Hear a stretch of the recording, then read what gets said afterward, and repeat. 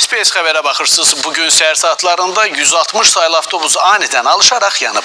Yanğın zamanı xəsarət alan olmasa da avtobus yararsız hala düşüb.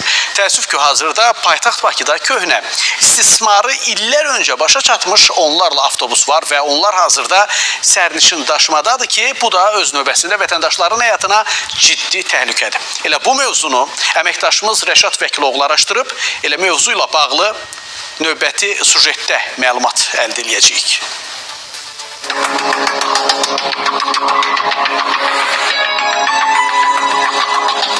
Bu maşın 3 gün bundan qabaq bir dənə naklatka ilə gəlib. Vəssalam, hər gün də baxış keçirilir. Xoşbəxtlikdən yanğın avtobusun xəttə çıxmasından bir neçə dəqiqə öncə baş verib və hadisə zamanı avtobusda sürücüdən başqa heç kim olmayıb. Sürücü isə hadisəyə müdaxilə etməyə çalışsa da yanğının qarşısını ala bilməyib. İşdən çıxıb və texniki nasazlıq olub. Hər gün yoxlanılır maşınlar. Əgər həmin hadisə sərnişinlərin avtobusda olduğu anda baş versəydi, sözsüz ki, bir neçə saniyəlik gecikmənin nəticələri çox faciəvi ola bilərdi.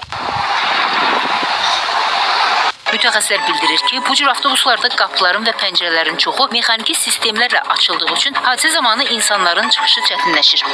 Avtobus bu parkda hər gün, yəni iş saatı bitdikdən sonra onun mühərrik hissəsinin sazlığı yoxlanılır və ondan sonra o xəttə buraxılır.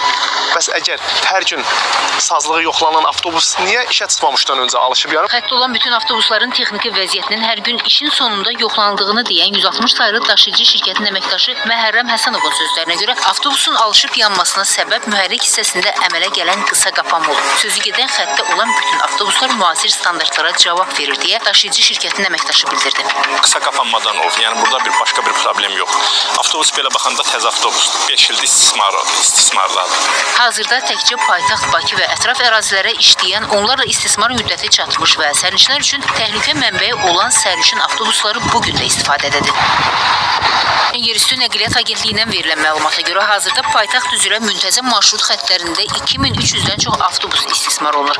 Həmçinin dövlətin təşəbbüsünü dəstəkləyən özəl nəqliyyat şirkətləri tərəfindən ekoloji cəhətdən təmiz və elektrik enerjisi və ya sıxılmış təbii qazdan istifadə edən müasir avtobusların ölkəyə gətirilməsi davam etdirilir və onların sayının 2800-ə çatdırılması hədəflənib. Agentlikdən o da bildirildi ki, bu il ərzində 10 marşrut üzrə yenilənmə aparılıb və 150-yə yaxın ekoloji təmiz avtobus daşımalara cəlb olunub. Əlavə olaraq yaxın zamanlarda daşıyıcılar tərəfindən Bakı şəhərində istismar edilməsi üçün ekoloji cəhətdən təmiz və komfortlu daha 200 avtobus gətiriləcək. Rəşad Vəkiloğlu, İlkin Həsənov, Günəş Ahmalı qızı, Space xəbər.